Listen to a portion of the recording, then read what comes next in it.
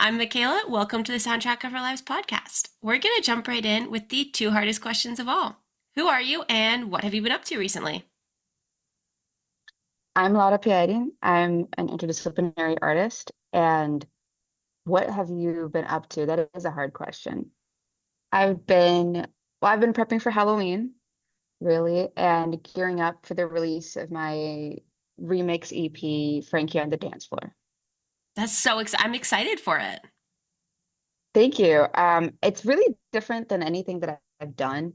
I think that I don't consider myself a club girly by any means. I'm a 90-year-old stuck in the body of a 20-something-year-old. My favorite thing to do is to like make tea and read. So I am not for the club, but Hmm. I just feel like we have gone through so much in the last couple of years, especially after COVID, and just I just feel like we needed to celebrate and that we Yeah. needed to like get together to sweat and to dance and to enjoy that. So I wanted to do something that was more remix and like dance floor driven. And Hmm. then came the idea of the EP, of the remix EP. And when I started, I had no idea where I was going with it. And it was just kind of like building this boat as it's sailing. And it came together very nicely. I'm really excited about it. So, why did you decide to do a remix versus create something new? Um, a mixture of reasons. First, because this project was about rebirth. Hmm. And then I wanted to give it its own rebirth in a way. And I think that too, Frankie, it was a concept project for me where I was using a character to talk about things and then to use her as a foil, but I hadn't really gotten the opportunity to bring it into myself and Hmm. talk about this project kind of like from a first person place. Yeah. And before I was ready to like let it go and let it live in my discography and in the Hmm. graveyard of the past. I wanted to have that opportunity to kind of like, no, this is me in this skin, not in a character. Hmm. So, what would you say are the differences between you and Frankie? Well, first of all, she is her journey is different than mine. Hmm. Um, it's I think that her journey was came from a place to represent a lot of different women's experiences. I see her more as like a culmination of experiences versus representative of my own individual one. Hmm. And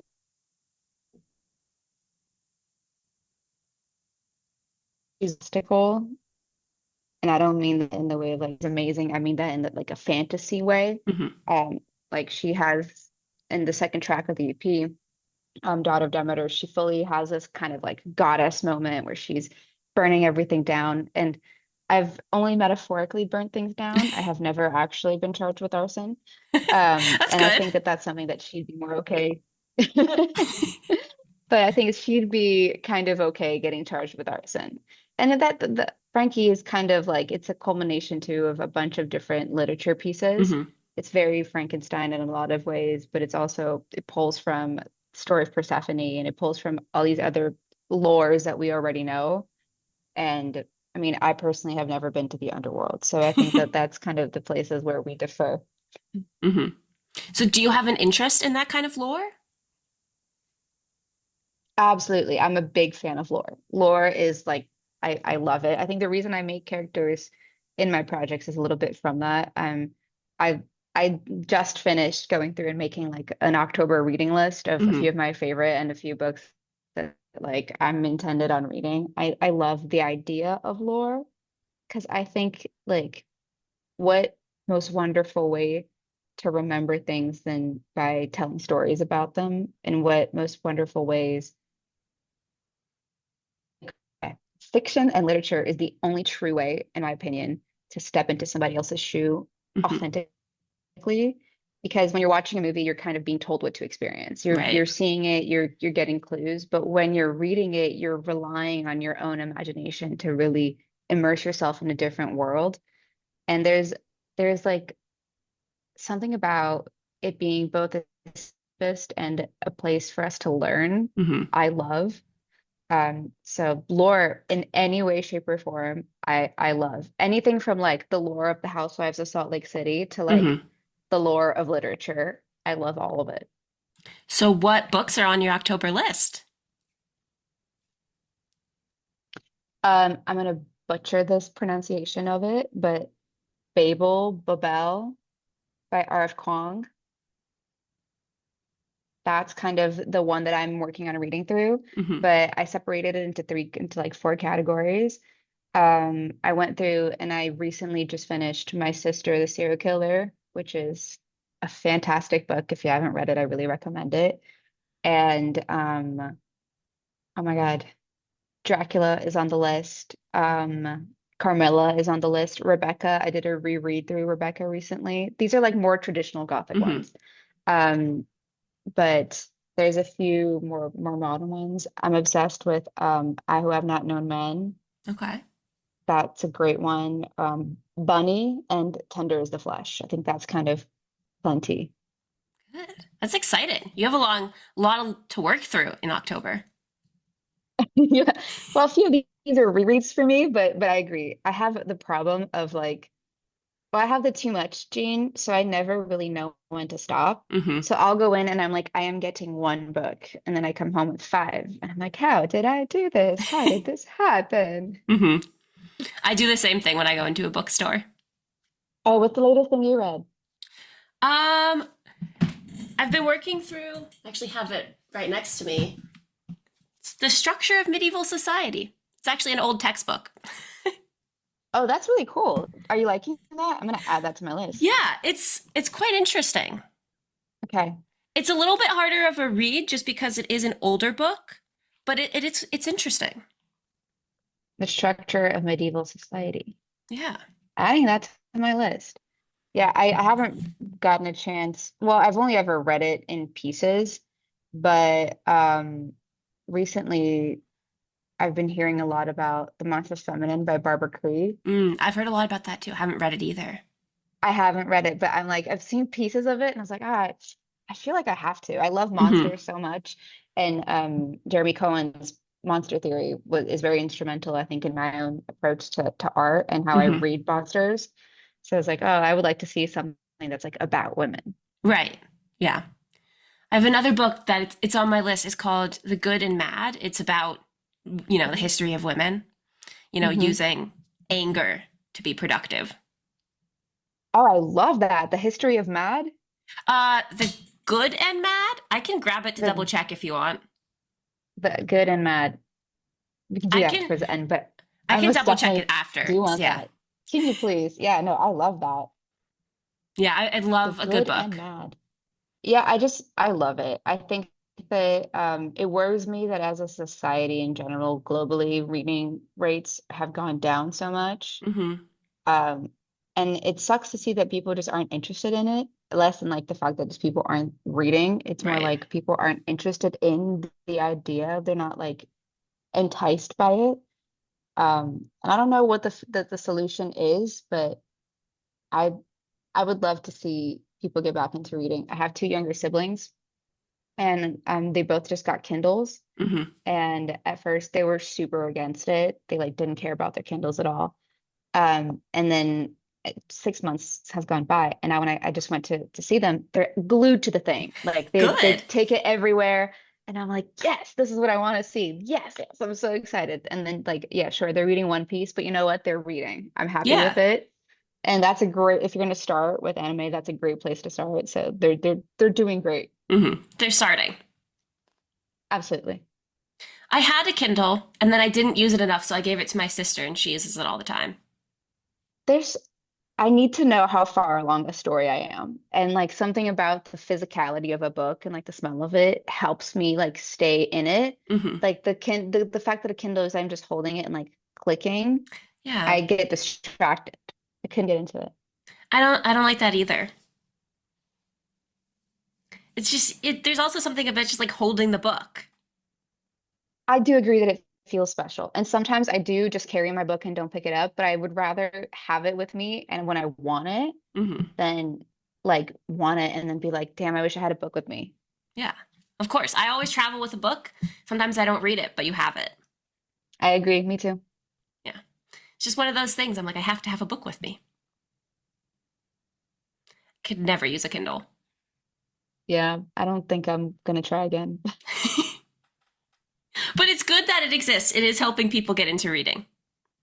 I agree. I agree. I don't know actually if it's like if the other media that we have is just better or what it is, Hmm. but I have hope. Like I think seeing people get really into Substack too is one of the ways that I'm like, oh, you know what? This gives me some hope. I'm seeing a lot of people prefer Substack over other forms of media, but that's in like actual engagement with Hmm. words. So I don't know. I don't think it's all bad, but I No. definitely am concerned with like the general rates of where we're headed. Yeah, it is. It is interesting. I just wish more people would start reading, but I agree. only so much we can do about it. Do you have a favorite book you've ever read? Frankenstein. Oh, just right off the bat, you knew. I I love that book. I recommend it to everybody. I usually have about like 5 copies, and I've loaned all of them out. I have 2 left here with me. Um, the fact that like Mary Shelley at like 18, 19 wrote that in a competition for ghost stories in what Hmm. seemed like a fever dream, and in one fell swoop created sci-fi and horror all at once, and such a layered critique of how we structure our society and how we treat the things that we make and how we care for each other and how we treat each other, I think is just so beautiful. And I love that the monster, it's I think it's because of how we've come to movies. We've seen the monster to be this horrendous thing, but I'm really excited to see. I think there's a new version of the movie that is getting made that treats the monster in a more sympathetic light. And it's like, yes, yes, you're supposed to see yourself in the monster. And Right. just the idea of like otherness. I feel like we all have moments where we feel like the other, capital O, Hmm. and Frankenstein just really embodies the story of otherness and how Yeah. we treat it, and like where do we end and other begin. Hmm. It is an interesting question to I ask love it. yourself. Mhm. So, I aside love it. from I recommend. I mean, Frankie is called Frankie because of Frankenstein. really, I love that. Hmm. So, aside from reading, what else do you do to kind of inspire your music? Live. I'm getting better at it. I'm not really good at like living life, if that makes any sense. I tend to get like super hyper focused Hmm. in what I'm doing and consumed by what I'm doing. I have a Scorpio moon, so I'm a very obsessive person. I get very like consumed by things. But right now, I'm really trying to live and like go outside and just experience life and see my friends and hang out Hmm. with my friends. I just graduated in May, so Oh, I have a little bit congrats. of time. Thank you. I just have a little bit more time back to myself. Uh, so that's nice. And I like to consume different kinds of art a lot. I feel like I've been painting a lot more now too. I'm not exactly Picasso, but it makes me feel better. I like how it makes me feel. And I am in New York City, so I'm close to so many museums Hmm. that I do my best to take advantage of them. Hilma of Clint was having I think it might still be open, and it's called, oh my God, What Lies Beneath Flowers? What Lies Behind Flowers? I don't remember what it's called, but she was having an exposition at MoMA, and she's one of my favorite artists of all Hmm. time.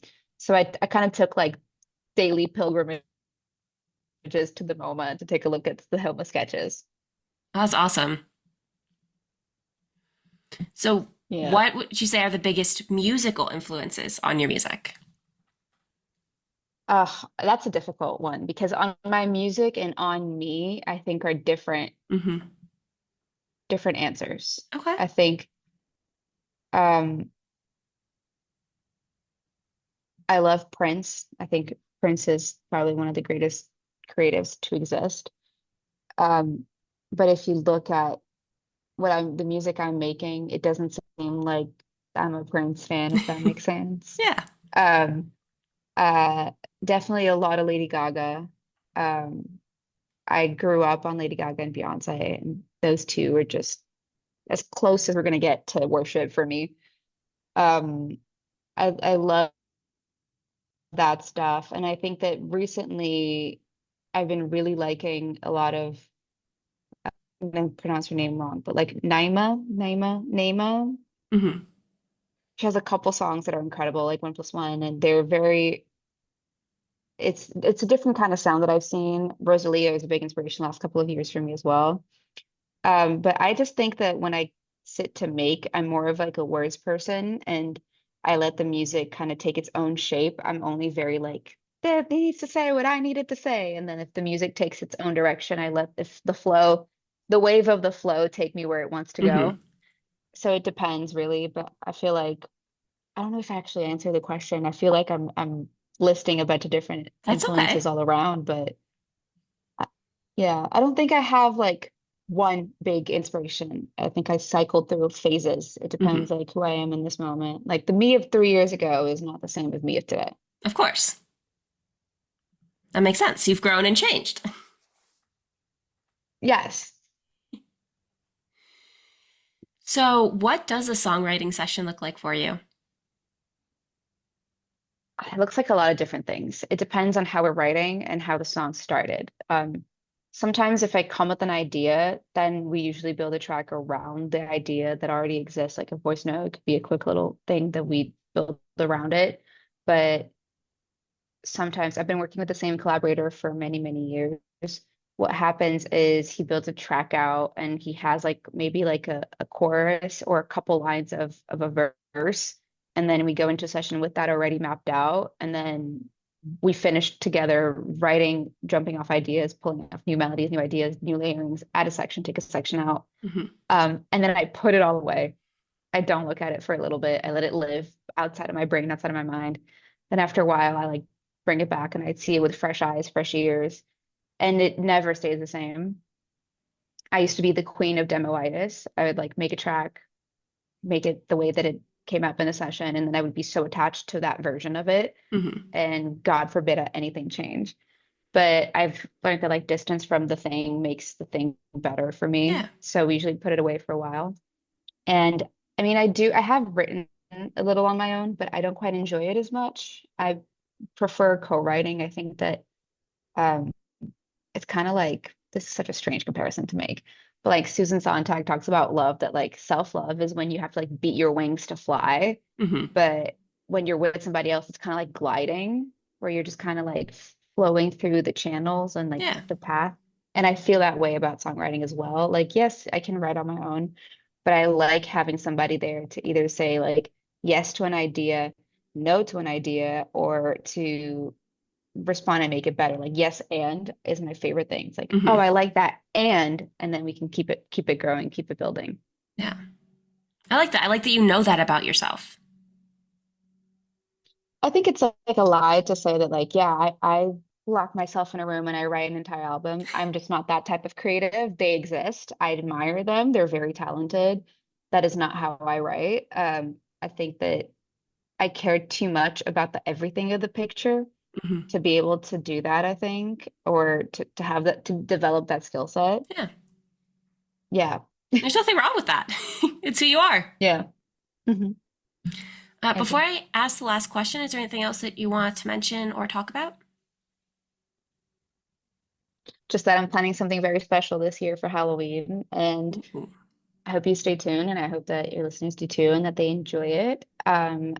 It's going to be a little bit different. I'm not doing the 31 costumes this year as I usually do every year. But it'll be something that I think it's a different kind of story. We talked about like how Frankie's a character and how Frankie's a story. Hmm. This Halloween, there'll be a different story. Ooh, exciting. So, our last question is, what is the soundtrack of your life?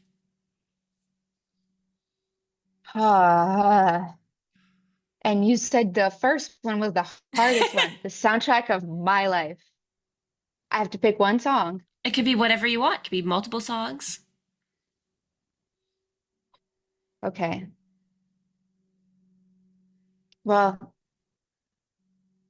if the soundtrack of my life right now, Snapshot, I would say I'm listening to a lot of Banks. Her new work is incredible. I'm listening, I'm going back to Prince and the Revolution. Definitely Purple Rain. I've been rewatching that movie a lot. I love those aesthetics, and I think that song is probably the best song written. definitely going back to some Rihanna, Good Girl Gone Bad music as well. Hmm. And I would say that these three are what I'm cycling through. That's a good mix. I like it. It's a very eclectic mix, but it's working. Awesome. Well, thank you so. Oh, wait, sorry. Forgot to ask. For all of our listeners who want to stay updated on you, where can they find you? They can find me everywhere at the like THE Pieri. That's Laura Pieri.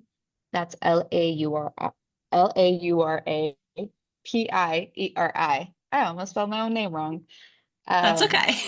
yeah, and on Spotify, I'm on anything that plays music as just Laura Pieri. And there's definitely some more music coming out. And with there, you can find anything from like some pop tracks to tropical pop to like EDM remixes. Exciting. So, thank you so much for taking the time to talk with me today. Thank you. This was so amazing. Listeners, go check them out and don't forget to subscribe and follow us on Instagram, Twitter, YouTube, Blue Sky, and TikTok at STO Lives Podcast. Thanks for listening.